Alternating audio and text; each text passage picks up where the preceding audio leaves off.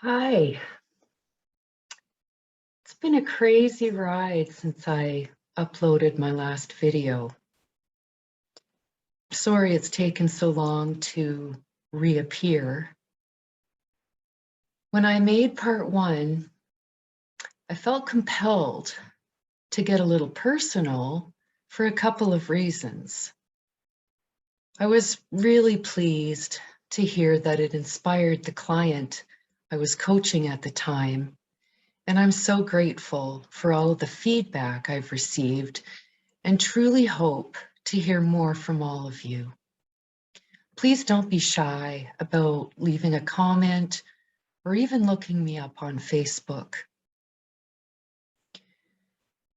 So shortly after uploading that video, my daughter asked me why I didn't mention the immunization shot I had in high school shortly before contracting GBS, or the old man's warning.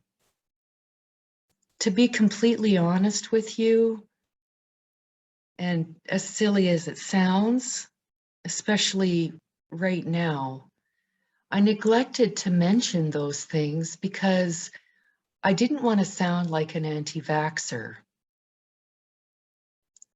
I chose to repeat the narrative I was told, which was a respiratory infection led to me winning the lottery of rare illnesses. Just like many other healthy people getting a vaccination, it never even crossed my mind that something meant to protect me from disease could potentially cause such a serious adverse reaction. As for the old man part of my story, 5 months after fighting for my life, I arrived at GF Strong Rehab Center, barely able to tolerate sitting in a wheelchair, let alone getting in or out of it, or weight bearing on a tilt table, or even wiping my own ass. I was still very much a quadriplegic without the broken spine. I'd just been returned to my room from physio and transferred out of my wheelchair onto my bed when an older gentleman in his 70s rolled up to my bedside. He'd heard that a 17-year-old with guillain-barré was on the ward and wanted to welcome me and encourage me to not give up hope that I'd recover. He could see how paralyzed I was and assured me that although it's a long, slow recovery, he knew I'd walk again because when he was younger, he recovered from GBS. He then explained to me that he was in an electric wheelchair because he had a flu shot a few years back and the GBS came back. He didn't recover as well as when he was younger. Ever since, whenever the topic of flu shots come up, guess who I think of? Okay, now that I've addressed those two parts of my story, maybe I should mention the other parts of my story that I refrained from sharing, like how I was alone in the hospital for extended periods of time because my parents lived in the Yukon. My stepmom worked for the airlines, so they visited me in Vancouver as often as possible, but she had a full-time job, and my father had a business to run. I also forgot to mention that I was so paralyzed that my eyes had to be lubricated so they wouldn't dry out. And I had to take speech therapy to strengthen my facial muscles to pronounce words properly again. F's, P's, and B's were very challenging with paralyzed lips. Something else I should mention is the EMG test I had about 4 months into my hospitalization. It showed that it would take approximately a year for me to have use of my arms again, and 2 to 3 years before I would walk again, if ever. How about the fact that hospital staff went on strike? So I had to be transferred to various hospitals at my most vulnerable for proper care. I have a few memories associated with Shaughnessy Hospital in Vancouver. I was put in a room with 2 much older diabetic women struggling with the constant discomfort and phantom pain they were experiencing with their fresh leg amputations. Once my feeding tube was removed, I got to dine in the day room with a handful of geriatrics who, like me, couldn't feed themselves. There's also the evening where a nurse drew my curtains to give me my Ativan to help me sleep. And after giving me a bed bath and sprinkling baby powder all over my overheated body, he proceeded to inappropriately fondle my private parts. Yes, I was molested. Completely paralyzed teenager molested by a male nurse. How disgusting is that? For weeks, the only person washing my hair and brushing my teeth was my stepmom. On the weekends, they could make the trip. My parents were appalled and decided they were transferring me to Whitehorse General until I could get into GF Strong because there was a wait list. My friends from school could finally visit me, and I even got to go home for a day trip. It was bittersweet. It felt so good to go home finally and see my cat, but because my stepmom was working, my poor dad ended up having to help me relieve my bladder with a bedpan. Not very comfortable for either of us. Sorry, Dad. I will say most of the memories from rehab are positive, most notably because I ended up reconnecting with an amazing woman named Diane Boss, who was also recovering from GBS. And we became roommates for a while and dear friends. As rare as GBS is, there were 3 of us at the rehab center at the same time. I also met Ken Van Zanten, who had a natural ability to make any situation funny and bearable. I will cherish these friendships for the rest of my life. I love all of you. My family relocated to BC while I was in rehab as well. So that was really positive, as patients were encouraged to go home on weekends. For anyone suffering with a severe case of GBS, I just want you to know that no matter how devastating or hopeless any testing makes you feel, our bodies do heal, regenerate, and compensate with time, depending on the severity of the nerve damage. I was finally able to use my arms with wrist splints for about a month, about 6 months in, as opposed to the year that the test showed. And then my wrists came back, and very slowly, my hands grew stronger. My quads and hamstrings started coming back around the same time.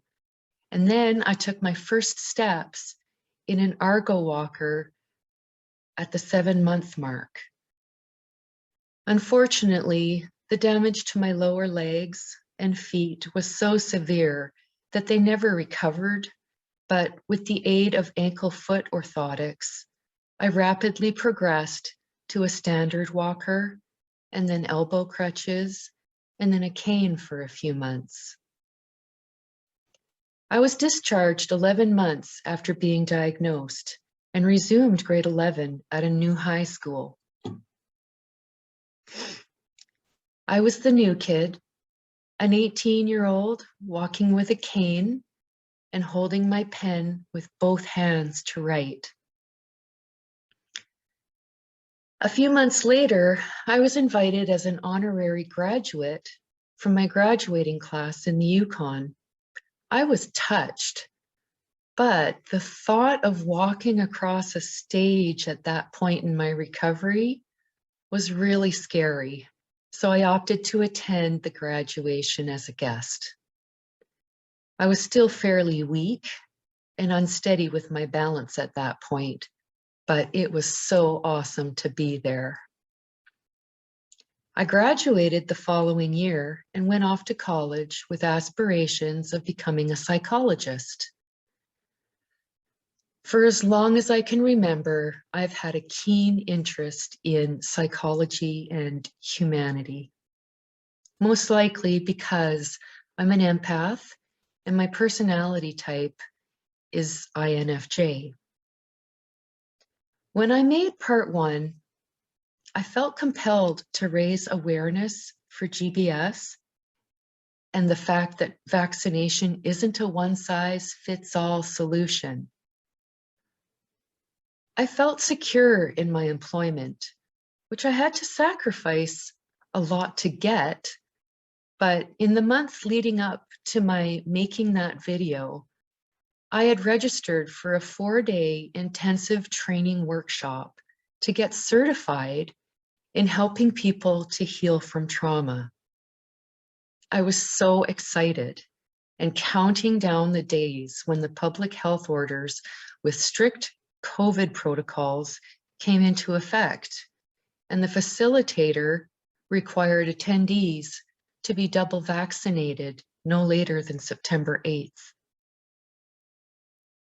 In a panic, I did some research to see if my fear of GBS being triggered by the vaccine was unreasonable. I found so much conflicting information that my head was spinning. The further I dug in, the more resolved I started to feel that getting vaccinated would be a risk that I just wasn't willing to take. I explained to the facilitator how the vaccine was risky for me with my medical history. I was so keen on this training that I offered to attend virtually, but my registration was refunded. I accepted the decision and convinced myself that I'd look into other sources of the training at another time. On October 7th, after being repeatedly assured that my employer would never mandate vaccination, they mandated it quite aggressively. I was reading the email announcement with disbelief, and when I reviewed the supporting attachment outlining the acceptable medical exemptions and saw that having had guillain-barré syndrome was not valid, I had a full-blown panic attack. I was hysterical. I couldn't believe my job was at stake over a vaccine that could potentially trigger my GBS all over again. Flashbacks of repressed memories were clouding my mind and made worse with the threat of being put on leave without pay as punishment. I worked so hard for 5 years as a temporary contractor to get hired on by my employer because everywhere else I'd worked prior paid the minimal salary for office administration and skimped on providing health benefits. After 6 years of proving my worth in a unionized environment, I felt fairly secure that I would be there until my retirement. 11 years of service in total, down the drain over a vaccination that could end my life as I know it. I saw my family doctor as soon as possible because I could barely function and needed relief. He put me on antidepressants and told me that medical exemptions were only being granted for allergic reactions. I reached out to my union and ended up being directed to the president himself. He requested that I keep him informed of how my employer handles my case. I then reached out to the neurologist who diagnosed me back in 1989. His reply was quick, and he told me that unfortunately he was retired, but quote, many neurologists would find my request for exemption appropriate. He kindly forwarded my request to the head of neurology at VGH, and she agreed to see me, so I was hopeful again.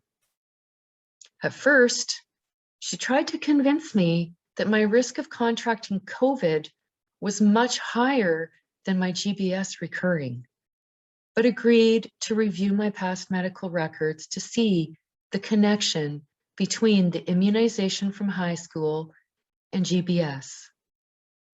She filled out the exemption form I needed from my employer to consider workplace accommodations. I submitted the form to my employer and the union on October 28th.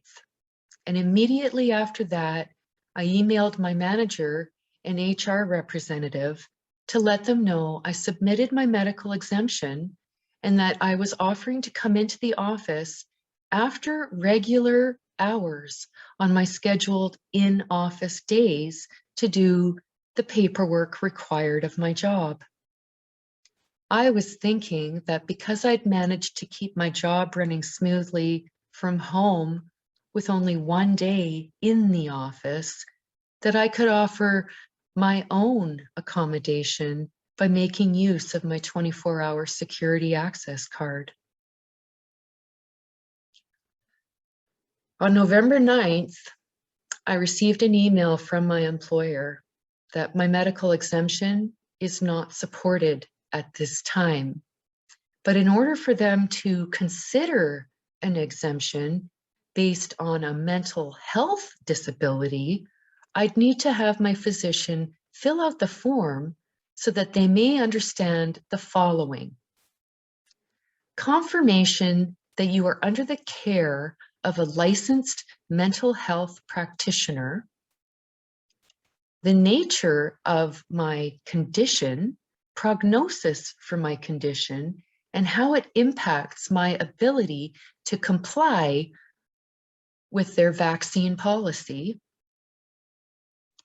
and confirmation that I am actively following a treatment plan for the above mentioned condition.